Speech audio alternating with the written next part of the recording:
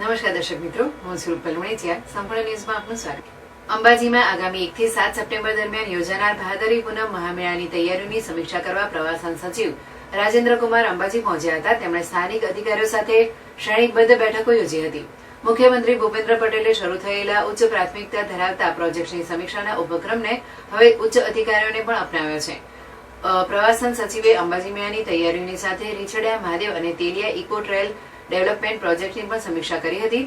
આ વર્ષે અંબાજીના મહામેળામાં 35 થી 40 લાખ શ્રદ્ધાળુઓના આગમનની સંભાવના છે.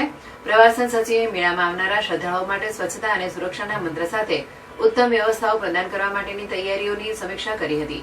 બેઠકમાં મુલાકાતીઓની સુરક્ષા, એસટી બસ સેવા, વીજળી વ્યવસ્થા, ભીડ નિયંત્રણ, પીવાનું પાણી, કામચલાઉ વિરામ અને વિશ્રામ સ્થળ, ભોજન, સફાઈ, આરોગ્ય સેવાઓ, સેનિટેશન તેમજ ફાયર સેફટી જેવા વિષયો પર ચર્ચા થઈ હતી. અધિકારીઓને જરૂરી માર્ગદર્શન અને સૂચનાઓ આપવામાં આવ્યા હતા. ગુજરાત પવિત્ર યાત્રાધામ વિકાસ બોર્ડ, બનાસકાંઠા જિલ્લા વહીવટીતંત્ર અને શ્રી આરાસુરી અંબાજી માતા દેવસ્થાન ટ્રસ્ટના સંયુક્ત ઉપક્રમે આ મેળાનું આયોજન થાય છે. ગુજરાત પવિત્ર યાત્રાધામ વિકાસ બોર્ડના સભ્ય સચિવ રમેશ વેજાએ મેળા દરમિયાન બોર્ડ દ્વારા કરવામાં આવનારી કામચલાઉ આવાસ સુવિધા, પાર્કિંગ અને લાઇટિંગ જેવી વ્યવસ્થાઓની વિસ્તૃત સમીક્ષા કરી હતી. શક્તિ, ભક્તિ અને પ્રકૃતિના ત્રિવેણી સંગમ સમાન અંબાજી યાત્રાધામમાં આવનારા શ્રદ્ધાળુઓ માટે સુરક્ષિત અને સુવિધાજનક વ્યવસ્થા સુનિશ્ચિત કરવા માટે તંત્ર સજ્જ થઈ રહ્યું છે.